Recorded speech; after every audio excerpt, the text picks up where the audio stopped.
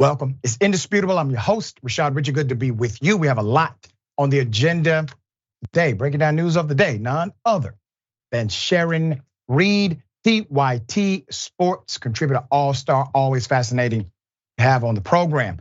Also, in the bullpen, the story that we broke last week of two black truckers being discriminated against at a Denny's in South Dakota. We broke that story, gave you the update.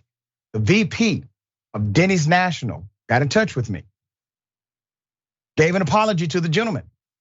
Those gentlemen will be on the program today to give you the update as to what happens next. We also have an update from Denny's as well. Should be quite fascinating. I can tell you that the individual has been fired from that Denny's who engaged in this kind of discriminatory action. All right, top story of the day, Donald Trump and his allies. Well, looks like some of them are about to start, snitching. Okay, let's put it up full mass. Very interesting. Out of the cast of characters, who do you think will be the first to turn state?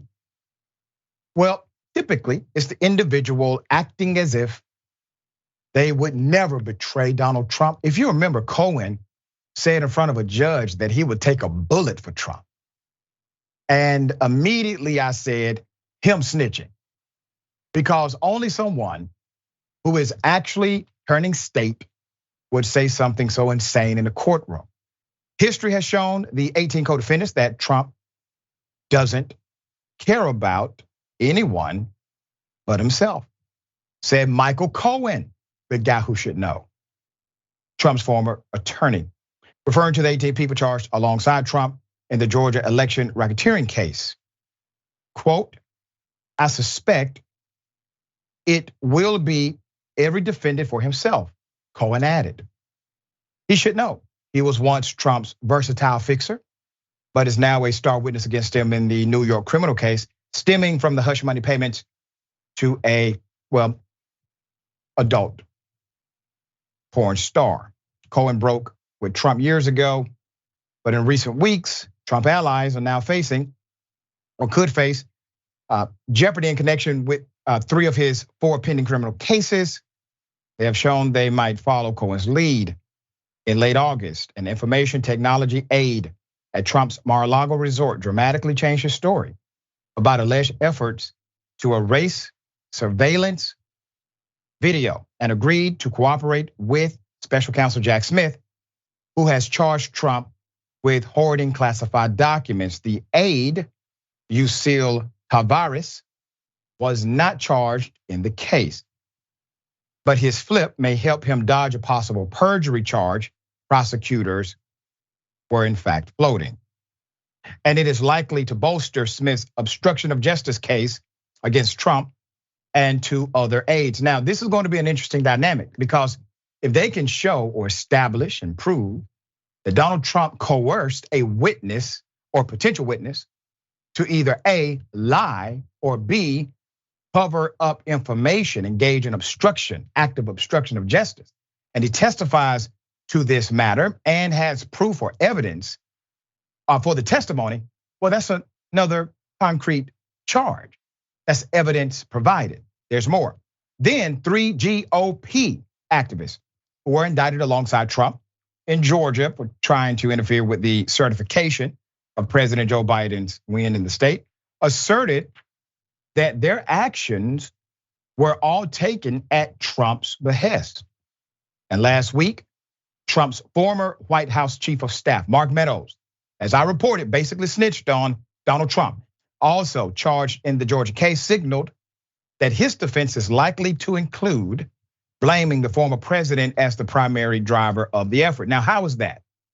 Meadows argued last week that the entire reason he should have his case removed from the Fulton County jurisdiction to the jurisdiction of the federal government is because he was acting under the guise of a federal officer. And acting under the guise of his federal position, he should not be tried in a state proceeding.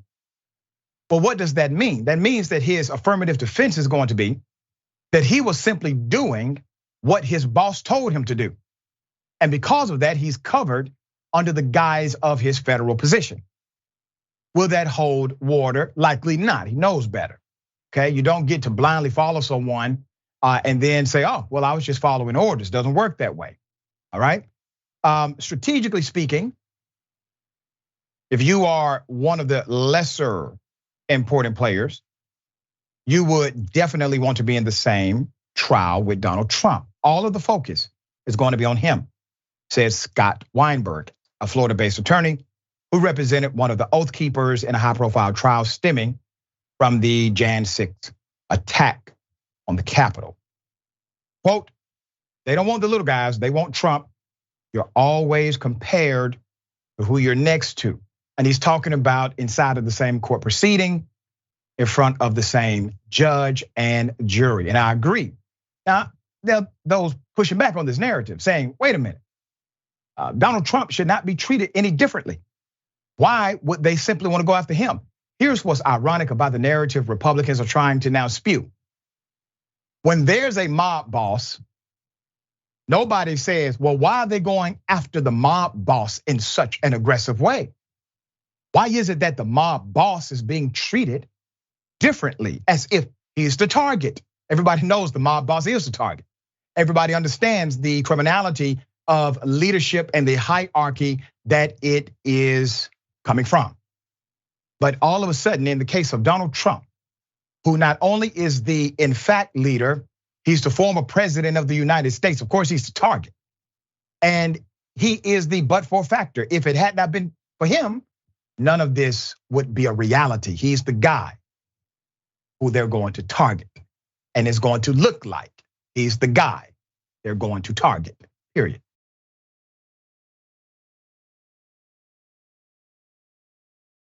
A police officer, a cop, decides to criminally assault a pregnant woman, pin her to the ground, tased her. Well, he gets 30 days in jail.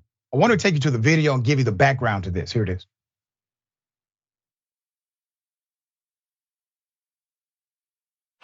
Is there a reason why you need my ID? Yes, you're being trespassed from the location. Okay. Okay, you need to follow me to my car, please? Like drive? No, you're gonna walk, you're gonna leave your car here, we're gonna go to my car, I'm gonna do the trespass, and then you'll be free to go. No, baby, I don't have my shoes on. I can drive there. You're not gonna drive. You're gonna walk to me towards my car, I'm gonna do the trespass, and then you're gonna be on your way. Give you a trespass, Yeah, like I pay for everything. Like I don't understand. Okay, whatever it is, we're not gonna go back and forth. Either you come out with me and we do the trespass, or you're getting arrested. How you wanna do it? You're gonna arrest me for what though? What did I do? Resisting without violence. I'm telling you to walk with me to my vehicle because I need to trespass you. But members of the staff require me. Listen, I don't care about that. Find the shoes and come out. But how can't just drive right there? Last time that I tell you come out of the car, or I'm gonna get you out of the car. Whatever you want to do it.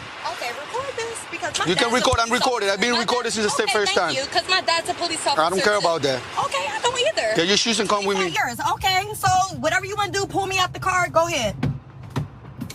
Don't reach in my car. Why Is is you y'all doing crazy? all that? You can't reach in my Listen. car.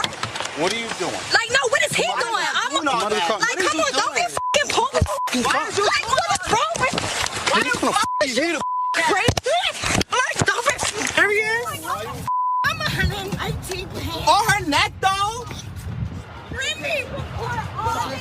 Why is you kneeing on her neck, though? That's weird. as Why is that kneeing on her neck, though? Why are you kneeling on her? Get back! Get back!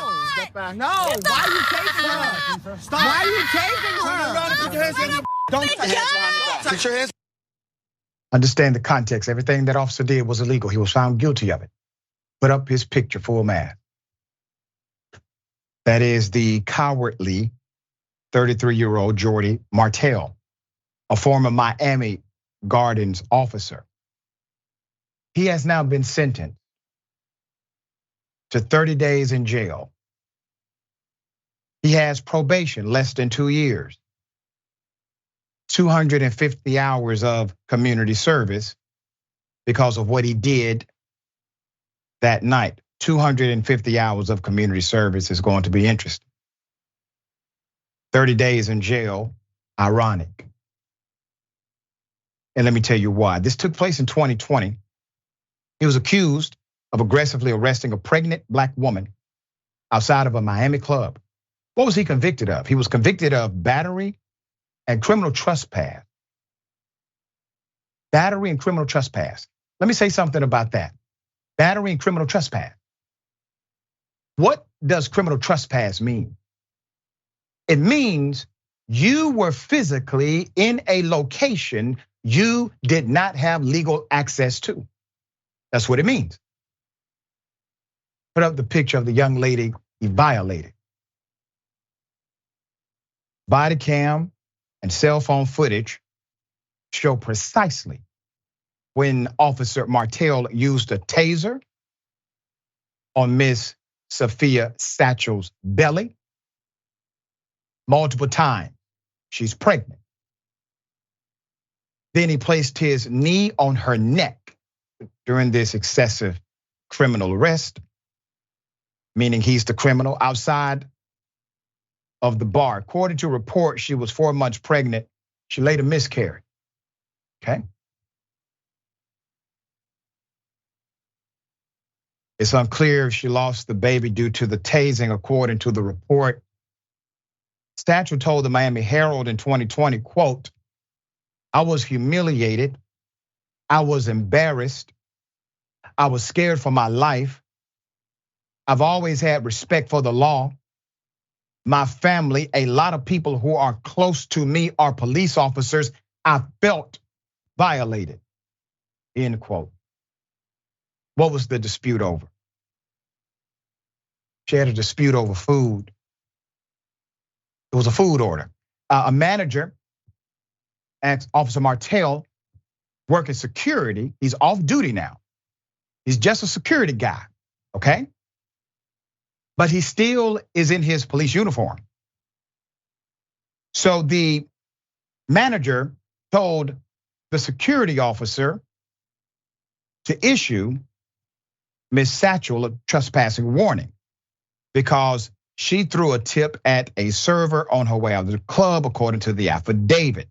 The victim's friend, identified as Raheem Stotts Fleming, recorded cell phone video of the incident, during which he is told by a security guard, "Delete that," end quote. There's more. The affidavit says she suffered abrasions and bruises. Officer Martell's own summary of the arrest said she was checked out at the scene by paramedics before being booked at a nearby police station. Charges against the young lady were dropped. In its arrest affidavit, the Florida Department of Law Enforcement said Officer Martell lied on his police report, had no reason to arrest Ms. Satchel, did not inform her that she was being arrested, and used excessive force. Now, this is a point worth noting. When he said, "Walk with me to write this citation," trespass citation, and she says, "No, I can drive over there," or "Officer, you can actually write it here." He then says, "Well, I'm going to have you arrested." For what? For nonviolent resisting. Resisting what? I'm not under arrest. You see, it doesn't work that way. You don't get to say someone was somehow, obstructing your justice when you're not affecting justice. You simply wanted her to come with you, okay? For whatever reason. There's more. During his trial, Officer Martell's attorney argued he was doing his job and Satchel was not cooperating with others.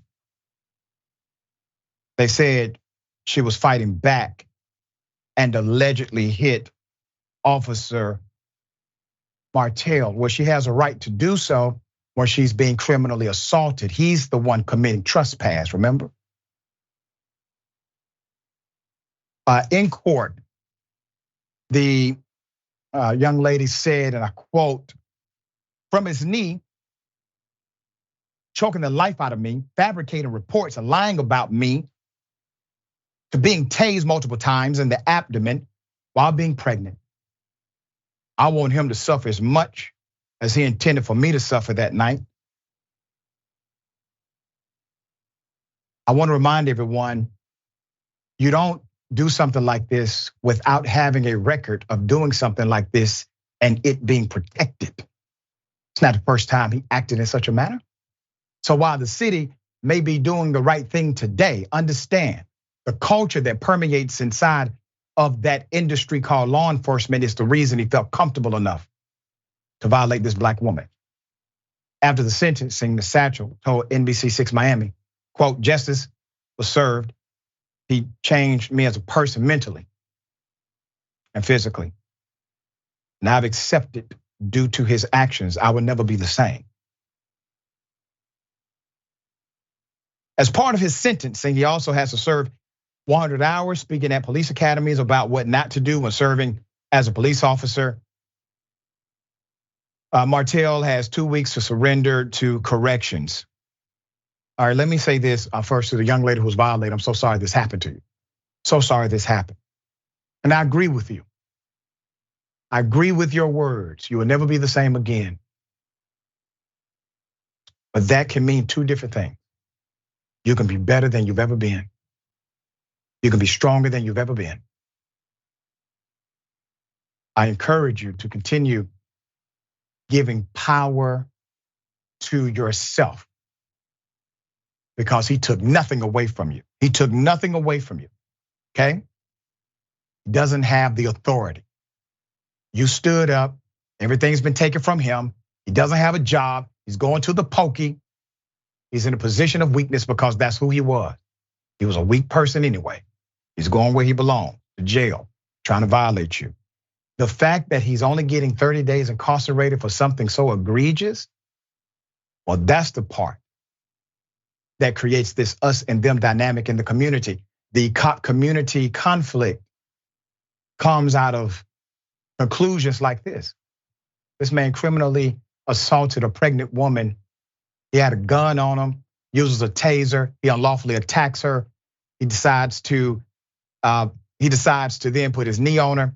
She could have died. She ends up miscarriage.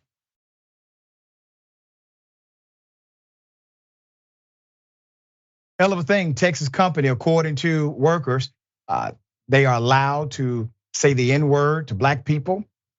They are allowed to discriminate openly. Let's put up the pictures of leadership full mask.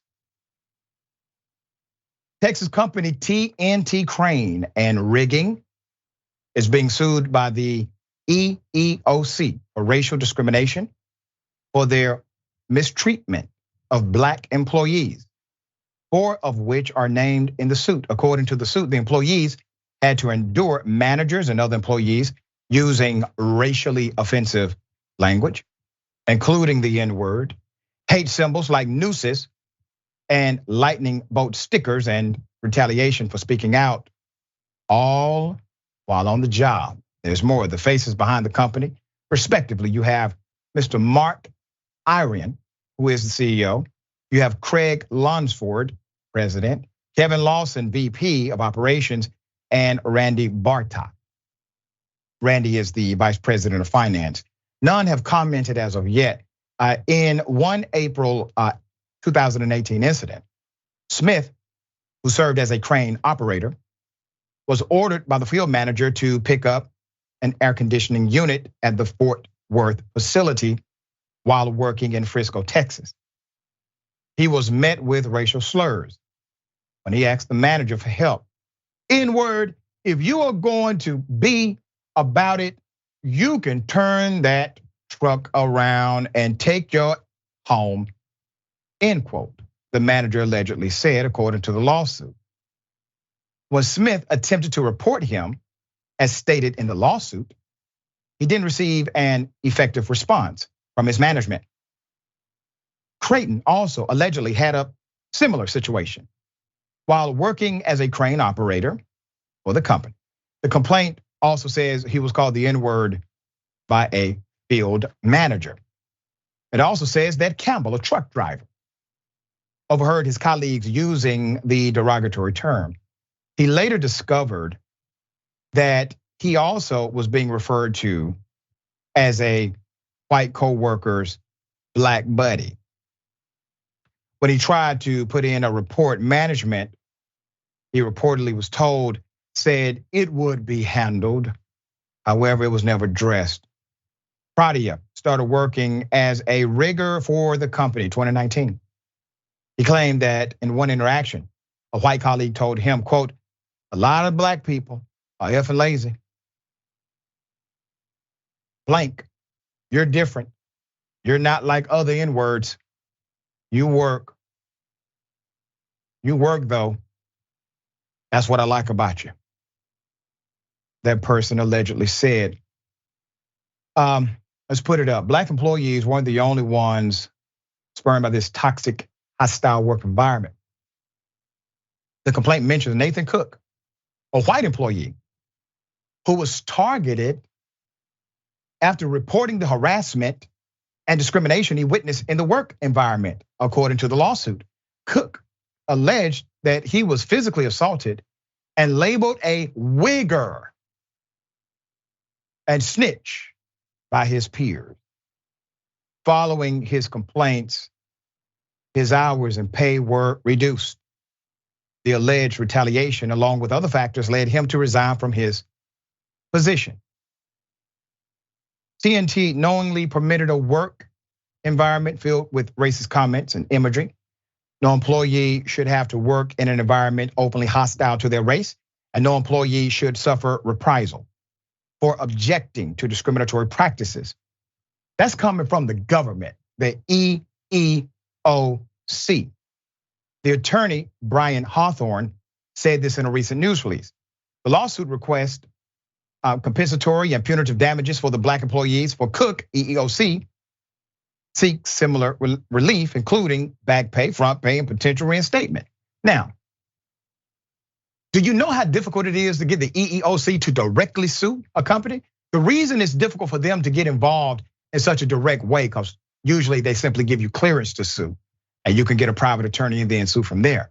For them to get directly involved, it has to be such a slam dunk case.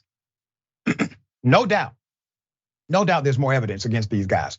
No doubt that this permeates from the top of management. Put up their pictures again.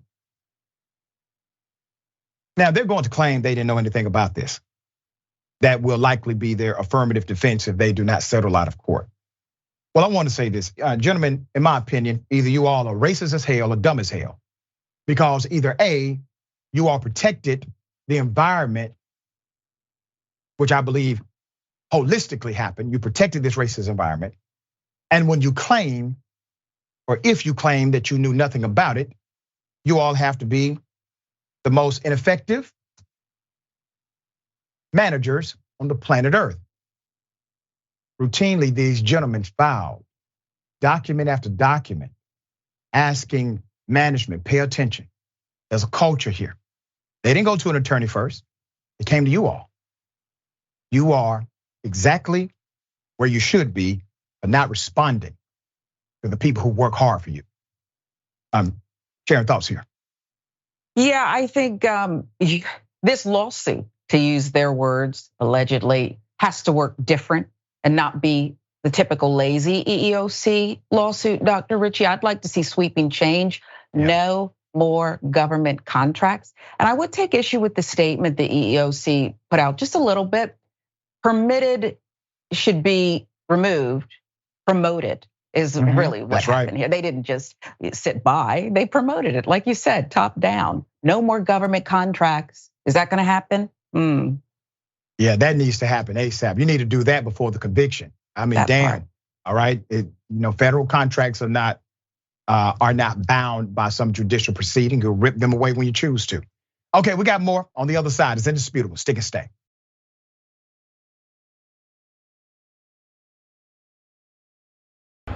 You stepped up to me and harassed me because of my Down syndrome status. And I am sick and tired of being harassed because I have Down syndrome. You need to apologize for harassing me because of my Down syndrome status. Say, I am sorry for harassing you for having Down syndrome, and then I will move. That is called harassing me because I have Down syndrome. I will move when you have apologized for harassing me because nobody bumps into me. You are making up something that never happened. You walked up to me and said, are you okay? Because I have Down syndrome. Say, I am sorry for harassing you because of your Down syndrome status. I'm not moving until you say it. You harassed me because I have Down syndrome. I have Down syndrome and he's harassing me.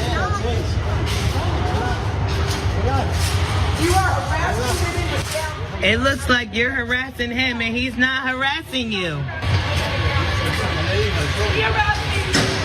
Where's the managers at around here? I got to give it to the young man who conducted himself in a very respectful, honorable way. I don't have any real commentary about the Down syndrome dynamic, but I will say that the behavior of the individual, let's put it up for a man, was not appropriate to the situation according to her own words. One commenter said, and I quote, "She really needs to apologize to every person who actually has Down syndrome. I'm going to wait here until she does." Another person says, "I'm confused. He asked if she was okay, and that's now considered harassment?" Question mark. I think a lot of people were scratching their heads. Many individuals actually thought something had happened, like there was this actual, physical harassment, maybe some kind of verbal harassment. And then when they stuck around to listen to what the harassment accusation was, that's when they wanted the young man to be helped by management or somebody else. Quite interesting dynamic. Sharon, thoughts here? I was confused as well, Dr. Richey. I didn't understand what was going on, but it does seem like it was, regardless of who has what, it seemed like it was a call for attention, eyeballs, something. That's as far as I can go as well. It just seemed like it didn't have to go there. Yeah, not at all.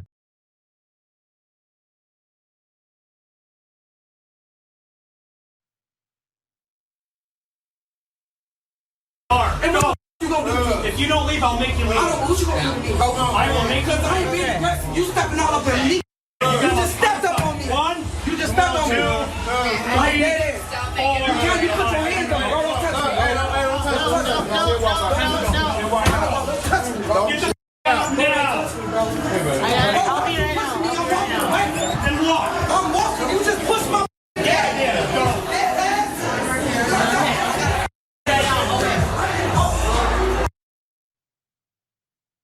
Put up the picture full mass. This is an indisputable exclusive. Martise Sadler was frequenting Wiley's Bar in Sioux Falls, South Dakota. This was on Juneteenth of all days. She received a phone call, went into the women's restroom to be able to hear better. According to Ms. Sadler, the bar security officer followed her to the restroom and harassed her, assuming she was a man, okay? She says she was then kicked out of the restaurant by this security officer. She complained and attached the video to the establishment's Facebook page, but never got a response. Let's put it up for a mass. That is her attempting to contact somebody with a brain at the establishment. Let's keep that picture up for a second, because this is an ironic note, but it must be discussed. So she goes to the bathroom, the restroom that you all have said she must go to. This whole debate about what restroom you use, over 98% of the restrooms are actually unisex in the world. When you go to somebody's home, do you go to the men's restroom or the women's restroom? Which one? You just go to the restroom. So she goes in, obviously. At some point, the security officer realizes he's made a mistake. Well, I'm sorry, ma'am. My apologies to you. If you're going to live by that sword, Mr. Security Officer, be willing to fall on it when you make a mistake. Or could it be that you just didn't like this person? Could it be you did not like her style of clothing? Could it possibly be that you're off work that day because, well, they made Juneteenth a federal holiday? There's more. She said to Indisputable, and I quote, "It was Juneteenth weekend, and I was looking to celebrate with my family. We are in the bar only like 30 minutes when an important call came in. I went to the women's restroom to take the call so I could hear. And upon me doing so, I was harassed by the security claiming I was a man in the women's bathroom. The guy in the video banged on the stall door. And once I opened it, he became very aggressive.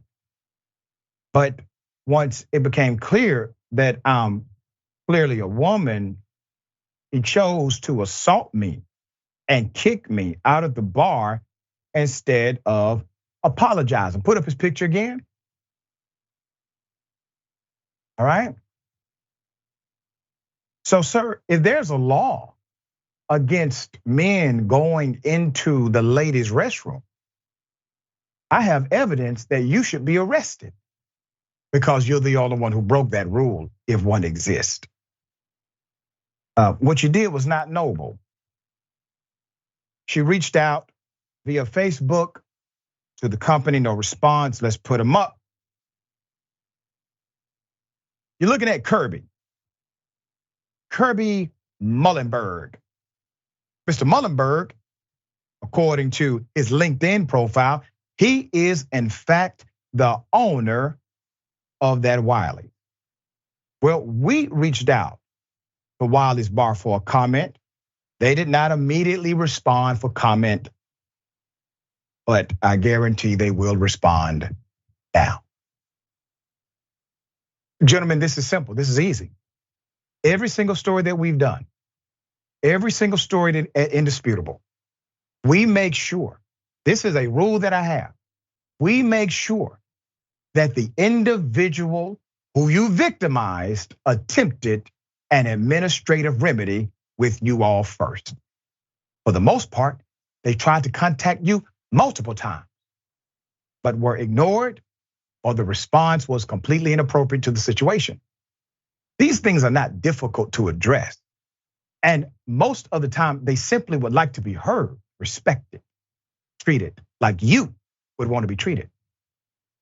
All right, we will bring you updates as they come. Sharon, thoughts here?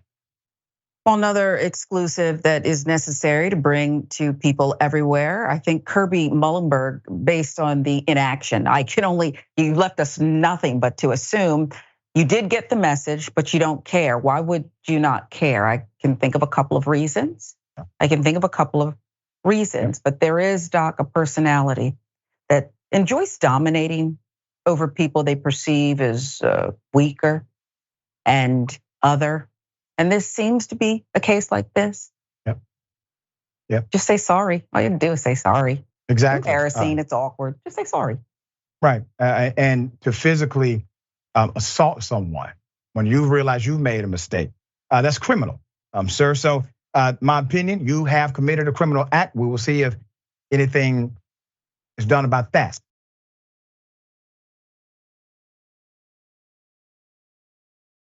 A woman, according to her, was hit in the face with a brick because she basically refused to not give out a phone number. And nobody did a damn thing about it. Here it is.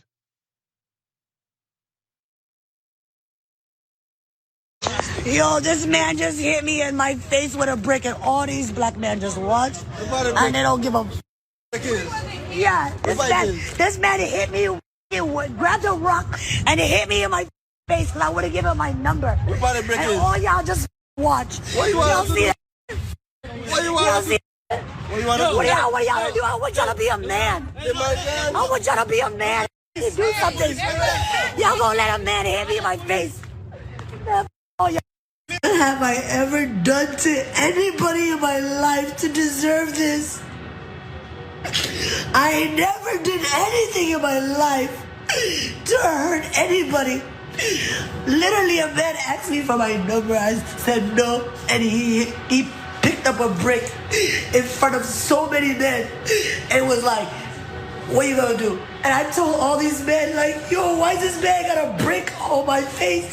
And he's holding a brick, and all these is watching, and nobody does nothing. And he hits me in my face, and then they're all just watching, and they let that get in the corner. How is this okay? This is what y'all doing to women? I got more video. I have more insight, more update. But I want to say this. I come from a particular neighborhood where that would not have been allowed. Now, a lot of people, they have negative things to say about the neighborhood I was raised in. But I promise you, something like that would have never happened in front of any of us. Let's go to the next video. I was one of the guys who was there that did not help her when she was getting hit with the brick, right? I feel like people need to know the whole story before they start commenting and saying things they don't understand or they don't know. You guys don't even remember who you guys are trying to defend, who you guys are trying to speak up for. This is the same woman that was going around smacking white people in the streets. She's not innocent. She was actually taunting the guy to hit her. Why would I go defend somebody that's actually looking for trouble? This woman, she is literally a troublemaker. Everybody that knows her in our community knows she's a troublemaker. I'm not gonna risk my life over somebody that's actually out there looking for trouble. If you go on social media, online, you're going to see some of her antic videos, taunting people, looking for a reaction. Well, she got what she been looking for, and you guys are giving her the attention that she was actually seeking for. I don't regret not standing up for her. If you look at some of the videos, I was there. I don't regret nothing whatsoever. I don't regret standing up for her. I'm not saying she deserved it. I'm not saying that any men have a right to hit a woman, especially with a brick. Nobody deserves that. But at the end of the day, there's more to the story. She's not as innocent as she's trying to portray herself to be. She wants attention. She's an attention seeker woman. She's trying to go viral, and you guys have given her what she wanted. Yes, she did get hit by a brick. Yes, I saw it. Yes, I was standing by doing nothing. And if that happened again in the same circumstances, I will watch. Because she's not as innocent as she portrays herself to be. She was taunting the guy. She was calling him all type of names. She was degrading him to a point where he resulted in picking up a brick and hitting him. But now, I post a video telling my truth, telling what I saw, and people are like, where's your proof? What, do you want me to go back to the scene of the crime and pick up the brick and show you, oh, there's a brick that hit her right across her face? Is that what you want? Like, I'm going to use your comment to also address other people. You know, people are calling me a coward. That's okay. You can call me all you want. All I know is I'm alive. I got my health with me right now. I got to go home to my daughter that night. You know what I'm saying? I got to go home to my daughter. That's all that matters at the end of the day. I am not about to protect somebody. I am not about to risk my life for somebody that's out there looking for trouble. They keep saying she was looking for trouble. Let me first say this to you very scared individuals who called yourselves men. You all have admitted you're afraid, okay? At least we know. Now you all are viral, okay? To the first commenter who said, well, she was slapping somebody, she was going around slapping somebody. It was a white male. This person is not innocent. That was actually a skit. She had permission, it was a skit. And that skit was reported by the Shade Room, sir. It was a skit. To the second individual, the fact that you all are even going on social media to defend yourself. See, my grandmother taught me well. She taught me this too, a hit dog will holler. And so that's why you all are going on social media. I'm glad you're doing it actually, okay? Because I think people need to know who you are when they go somewhere with you, okay? I got a whole lot more detail and update. Put up the picture formats. outside of the inaccurate context that others have provided, there's a very simple philosophy. I don't give a damn what word she may have used. For a man to pick up a brick and hit a woman on the side of the head, do you not know that could have killed this woman in front of all of you? She could be dead right now. And you would have been witness to a murder. Would you have gone home and said on social media, I'm just happy that I got to go home? Could have said something. You could have tried to reason with the violence before it permeated into physicality, anything. The incident happened in Houston, Texas. Her name is Ro Bashi. Newsweek reached out to the Houston Police Department via email for comment, but no response. In regards to the bystander claiming that she hit a man, it was unrelated to the incident where the white man she slapped gave consent during a skit. In defense of people demonizing her online, others have pointed out that she is a PhD candidate whom gives back to her community in Somali. Abu Hendricks says, everyone is bringing up all these videos, trying to justify her getting hit by a brick. Laughing my A off. So I'm boosting the fact that she's a PhD candidate, has her master's from an Ivy League school, and has done more work in the Somali community than most of these incels harassing her. So her friends seeing this kind of harassment, making her, trying to make her a double victim. They made a GoFundMe page. And I would like you to support it if you can, all right? You saw the massive injury on her face and the massive response from those who are trying to justify their inaction. Gentlemen, you could have just shut the hell up. You did not have to create this kind of scenario. But I will tell you this, most people are not on your side. I'm not on your side, all right? I welcome you all. You come on the show anytime. I'd like to give you a proper check-in, all right? Anytime. We will bring you updates as they come. Obviously, an arrest needs to be made here. Share your thoughts. An arrest indeed. A stale crumb is worth more than what you showed. A father needs to come get your son. Come get your son and his buddies and school him. Open season on a Black woman. He was saying she deserved it. Disgusting. I am thoroughly disgusted by them. Horrible. All right. Once again, update is coming for sure. All right. We got a technical issue. We're going to come back in just a moment. It's indisputable. Stick and stay.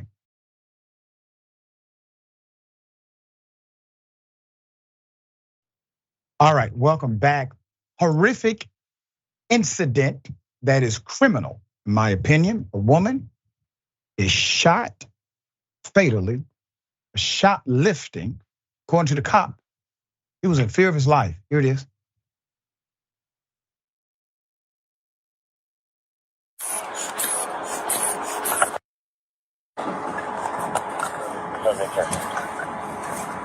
Attention 29, 3705 Managua, 3705. A female is hallucinating. Too much of a loss for attend.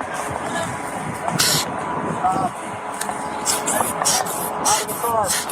Out of the car. Out of the car. Out of the car. Out of the car. Medic 7 back in service, 1828. Get out of the car. Then get out. No, then get out. Get out of the car. Get out of the car. Get out of the car. Get out of the car.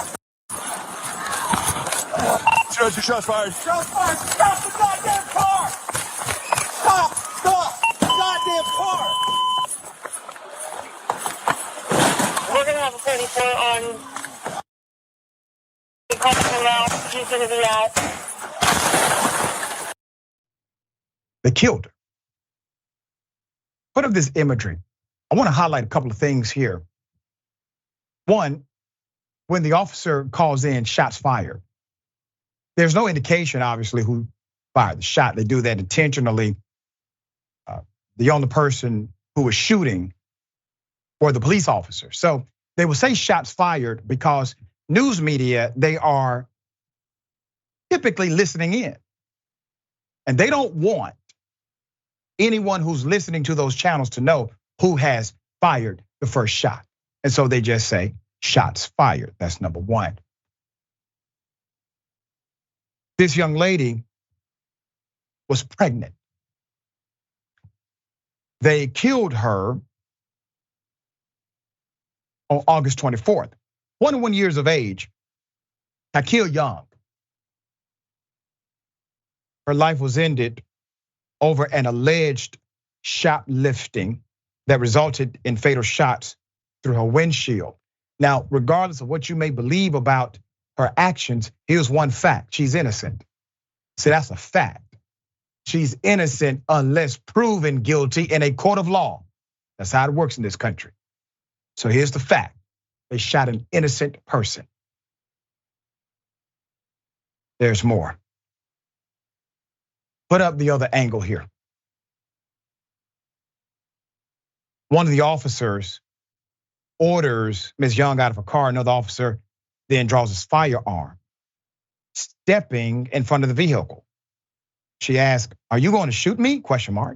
Before steering the wheel to the right to avoid hitting the officer. That's when the officer decided to fire a fatal shot into the car, sending the car into the brick wall of the grocery store. It is clear the shooting officer's action did not only escalate the situation, but led to the death from an alleged shoplifting incident. According to his own department, he would have needed to exhaust all other options before thinking about shooting at a moving vehicle, and he himself escalated the situation by stepping in front of the vehicle in the first place. The Blendon Township Department's policy states, quote, "An officer should only discharge a firearm at a moving vehicle or its occupants when the officer reasonably believes there are no other reasonable means available to avert the imminent threat of the vehicle, or if deadly force other than the vehicle is directed at the officer or others." Do you see that last part? Or if deadly force other than the vehicle is directed at the officer or others. Many department policies advise officers to move out of the way. But in the Ohio video, an officer is seen drawing his firearm, putting himself in the path of the car. You don't think he planned this? You don't think he knew exactly what he was doing? An officer is seen drawing his firearm and putting himself in the path of Miss Young's parked vehicle, which John P. Gross of the University of Wisconsin Law School called bad tactics. And oftentimes bad tactics translate to needing to use more force than was necessary. Gross said the officer should not put himself in front of the car. He can't stop the car with his body anyway. So what does that mean? He puts himself in a situation where he could claim, "I was in fear of my life," contrary to the policies and his training.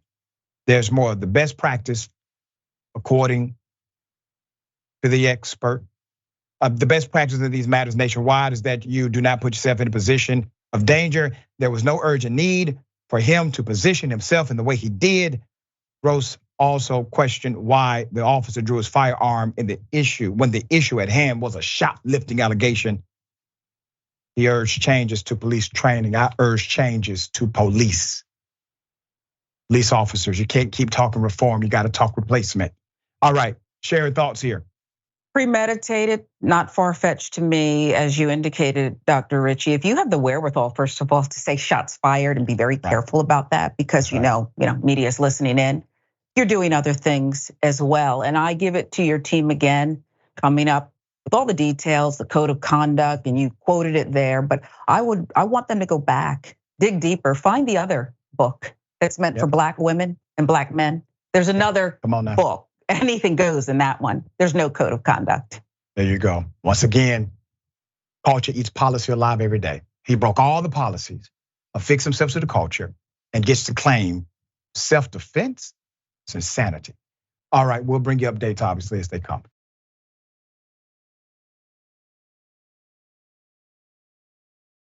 Let's get it. Ladies and gentlemen, welcome to the bullpen. So, to make the situation more calm, because we do have a lot of people here, it would just be nice if you guys could leave, but I can't wait on you guys. I have no idea. I'm not in the situation, but she, just to make it more calm, she said, you guys can calmly leave because we do have a lot of people around, or the police will be on their way, because they are, so. But why do we have to leave? We just came to order food. Yeah, of course. I don't understand, what do we do? I don't know. That's not right, man. We was planning on leaving, but we wanted to wait for the police to get here because we wanted her name. Yeah, she didn't want to give us her name because we want to submit a complaint. Okay. She refused to give us her name. She doesn't have to give her name. But she works here, right? We waiting for a manager. Right? Okay, yeah. Do they have a manager? Did you guys do anything? No, we don't have a manager in today. They're all off because they've been working all week. If I leave and the police get here, she could just come up and say anything. I try to rob the place. Yeah, I know. So did you guys do anything to disturb her, disturb any customers? No, when she walked by, yes. I said, excuse me, because it seemed like she was, Oh yeah, it's really busy today. No, obviously. Yeah. So, I said, excuse me, because he's been sitting here for 15 minutes. Yeah, of course. So, when she left, she came back with the menus, and she said, well, I don't want to be yelled at. Yeah. And I said, I didn't yell at you. I was simply, Can we talk outside real quick? Yo, record this. I am. Can we talk outside real quick?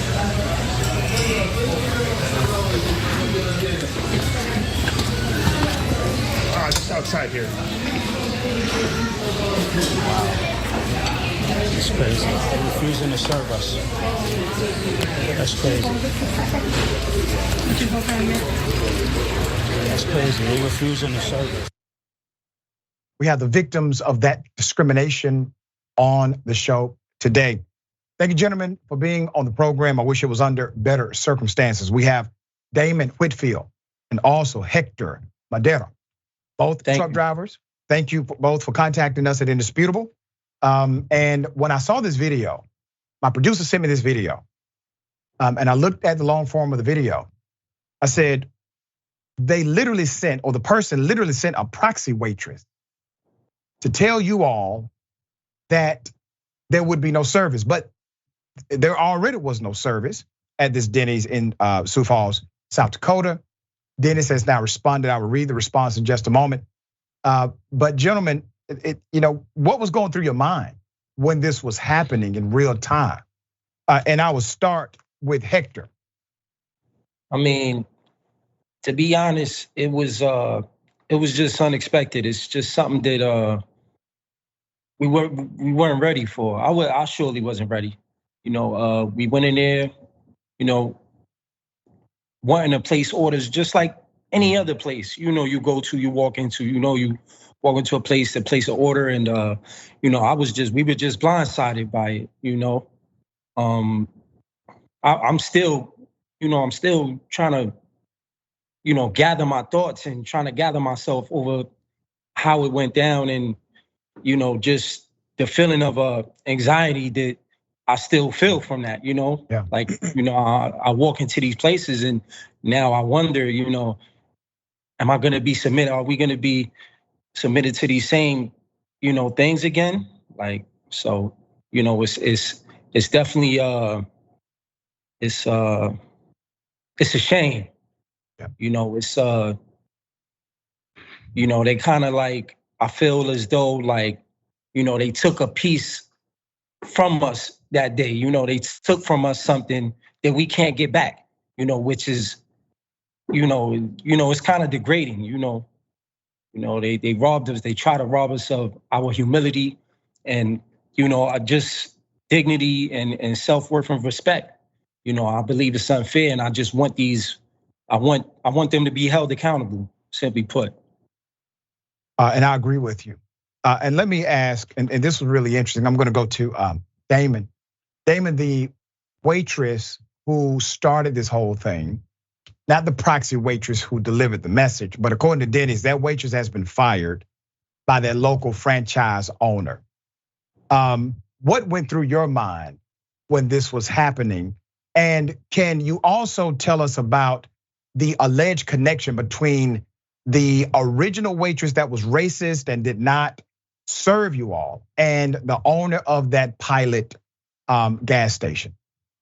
Okay, so we came in originally to get something to eat, like it's on video, and we basically, I sat down first. Hector was in the shower. She gave me the 2 menus and the orange juice. This is what you don't see on the video. So I'm waiting, and I didn't, racism is the last thing on my mind. We're the only black people there. So she's handling other customers, customers that came in after us. She's taking their orders, seating them, and things like that. So basically, she would walk by the table and she would look down and keep going. It was kind of weird, but I just felt like maybe she was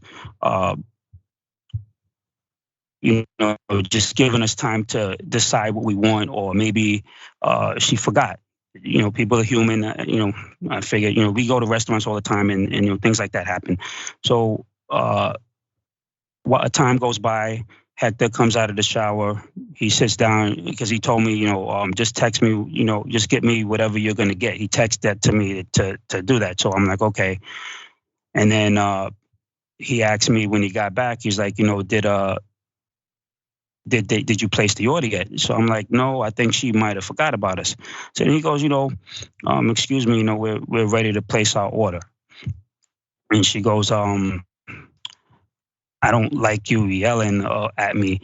He didn't yell. He wasn't rude. Nobody was out of the ordinary. And then he goes, I just wanted to say we're ready to place our order.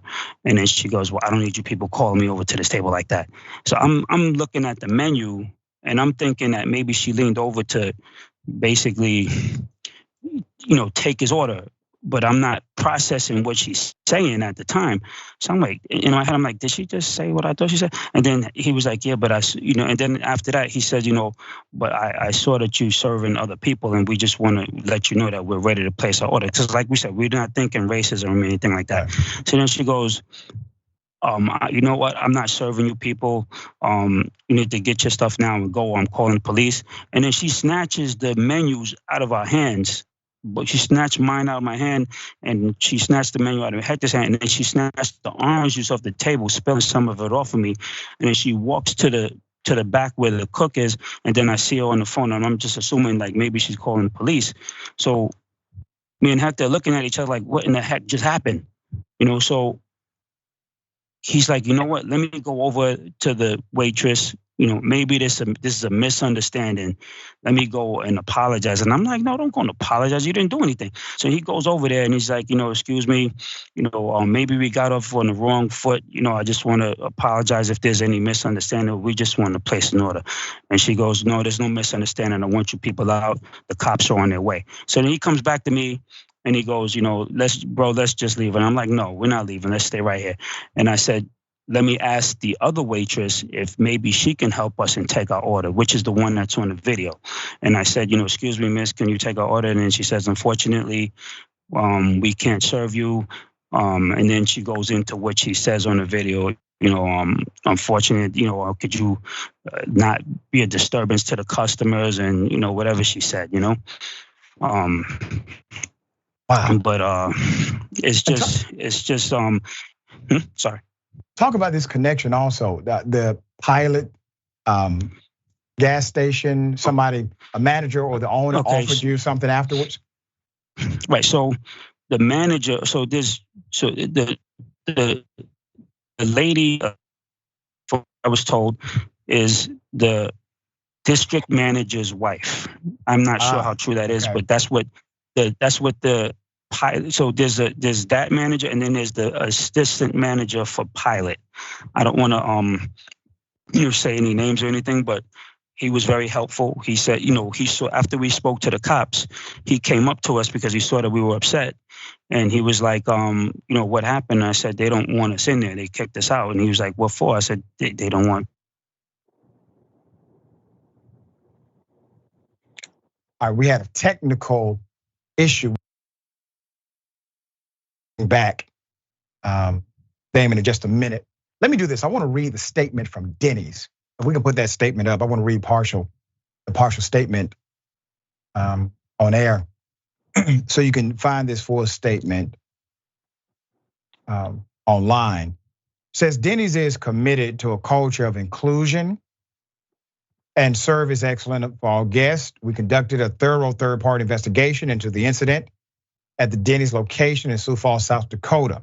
As a result of the investigation, the franchise owner immediately took decisive action, and the employee is no longer with the company. Denny's maintains a strict zero tolerance policy when it comes to any form of discrimination. We acknowledge there were opportunities to improve the service level in this specific situation. We maintain our commitment to ongoing training and development of all staff. The employees at the location will immediately go through a dedicated training program to ensure the team delivers above and beyond our guests' expectations. We regret this incident and want to apologize to the guests involved. Clearly, we fell short of our standards, our own standards that day, and are committed to making it right. Let me go to Hector, all right? When you hear that statement from Denny's corporate, what's your response to that? I believe that more needs to be done. At the end of the day, I feel like, it's 2023. We've had many years of progress as far as like race relations and stuff like that. But, you look at an instance like this and you just wonder, how far have we gotten? I feel like as far as firing the waitress, that should have been done immediately. That should have been handled right there at that location. We try to handle it right there, with management. You can see there was no management, supposedly. We reached out to corporate, and we didn't have any sort of, we didn't get any feedback until you aired it, until you put it on your platform, which we appreciate and we're thankful of. Because outside of that, had it not been for, you putting it out there, it would have just been swept under the rug, and I feel like it's just a half apology. It's not, more needs to be done. Then he needs to be held accountable, and it's just so much. To my understanding, once again, they do want to talk. They have reached out. They've made an apology, at least on record. And you gentlemen are not going to have that conversation until you have an attorney with you in the room, which I concur. I think that's exactly the approach.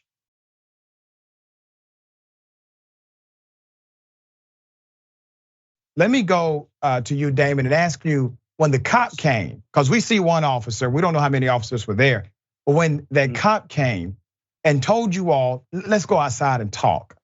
One, what was going through your mind? Because that's a dangerous situation. Cops come, black men, there's a narrative that likely is false against you. Number one. Number two, they're telling you to walk outside. What was said in that conversation with the police officer? Well, so as we're walking out, I'm trying to explain to people, because they're looking at us like we must have done something wrong. And I'm like trying to explain to them, like, they refusing to serve us. You can hear me in the video saying that. And then I'm looking for someone to stand up and say something, or stand up for us, because and then I turn around. I even turn around to the cop, because I figured maybe he didn't know either. Like they're refusing to serve us. And then he was like, right this way, outside.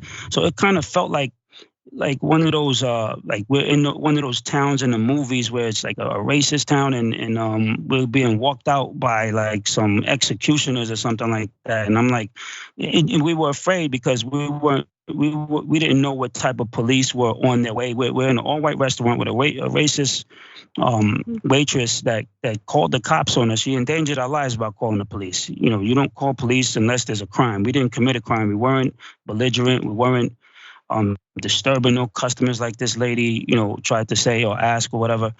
And you know, when we got out and we explained it to the cops what had happened, they were like trying their best to help us. Actually, they were saying, you know, the first cop was saying, no, I'm gonna go inside and see if I can get some information. And he got the table number for the lady that was waiting on us because she didn't want to give her name. And then the other cop was trying to say, you know, the situation with what happened to him, and then he said, you know, we're sorry for, you know, what happened to you, because he knows, you know, he knows what happened, you know, he knows what it is. You know, that is so ironic, isn't it? That the responding police officers, once they heard the full story, right, they have more sympathy, empathy for your situation than seemingly the local store, the local Denny's.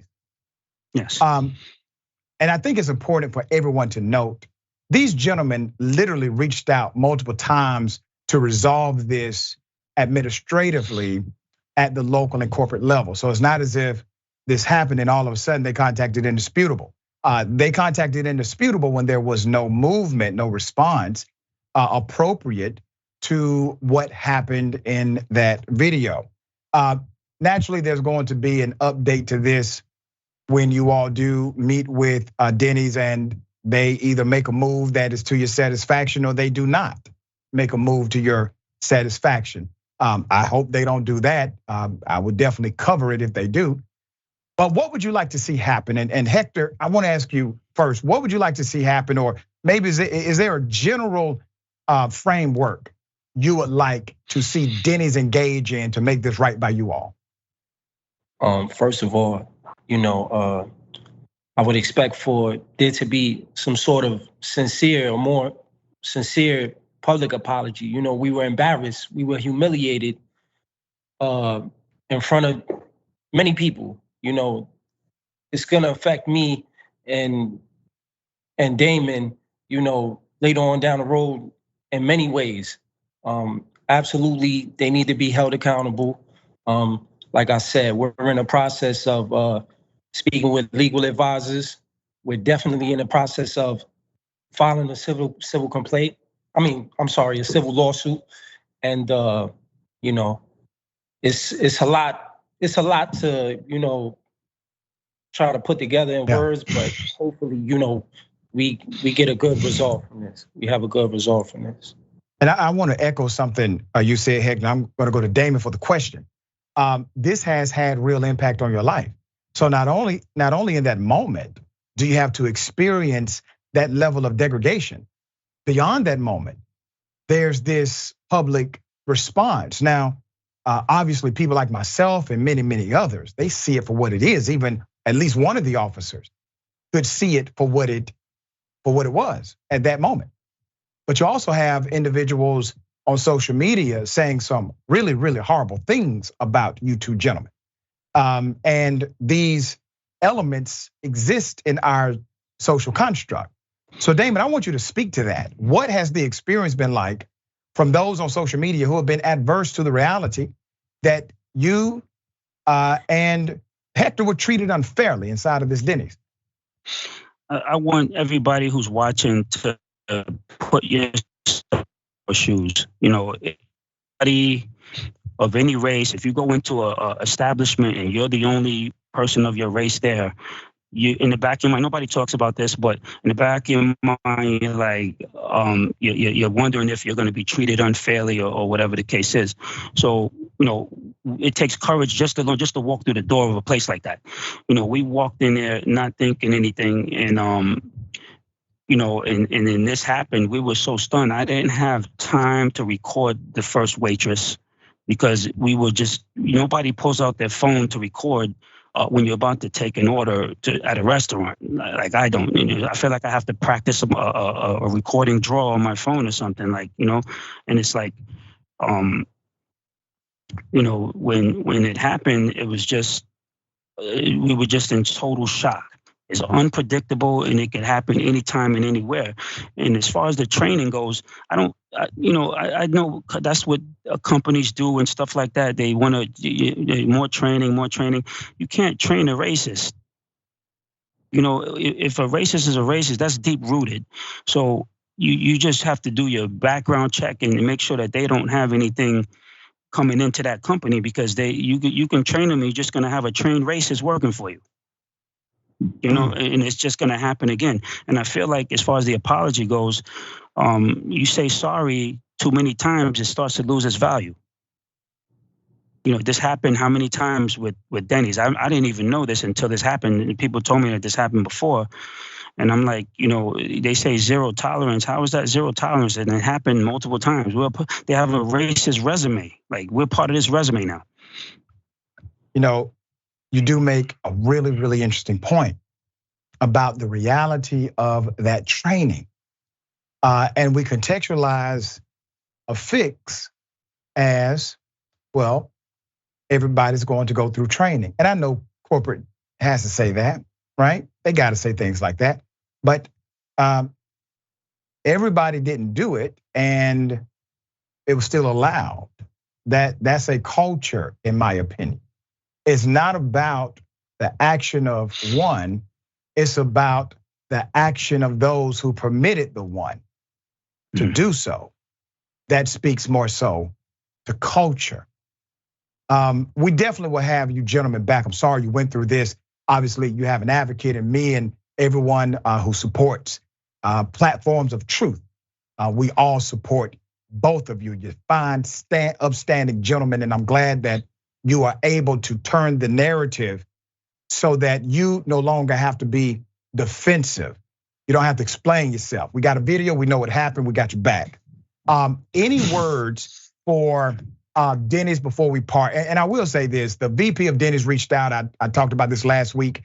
Her name is April. She seems to be a very nice, sweet, and authentic individual.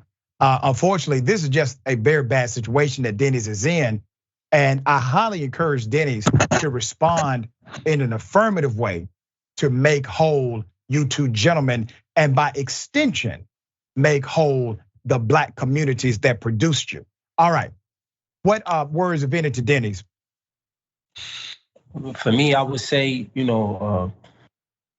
appreciate April for extending her apologies and on behalf of Denny's. Denny's need to do better. Yeah. They need to do better. More needs to be done, and they got a lot of work ahead of them. Damon? I feel like Denny's, not to go off the topic, but the president of Pilot called me as soon as he heard what happened, and he apologized before the president of Denny's. And I respected that. He said what he's going to do, and he's going to make sure that this didn't happen again. And when I got the apology from April, I remember I told you that it was a hollow apology. I'm not saying that she was mean. She was very nice and sweet and disrespectful at the same time, because she was doing a lot of multitasking while she was apologizing to me. And I felt like this is a tense, serious situation, and this is the apology that I got. No disrespect to her, but at the same time, I acknowledge her apology, but my heart doesn't accept it. So, going forward, in order for this to not happen again, they have to figure this out, because they're like repeat offenders, and I just wanted to stop here with this. I want this to be the last case of that. Well said. Gentlemen, I appreciate both of you. Thank you for coming on the show. We'll give an update. Keep in touch with us, all right? Thank you for having us. Thank you for giving us. Thank you so much. Appreciate you giving us your platform, giving us a chance to speak our story. Thank you. That's what it's for, dear brothers. I appreciate you both. All right. Remember, Take care of, remember, take care of yourself, take care of each other, take care of the planet. Remember, the truth is always indisputable.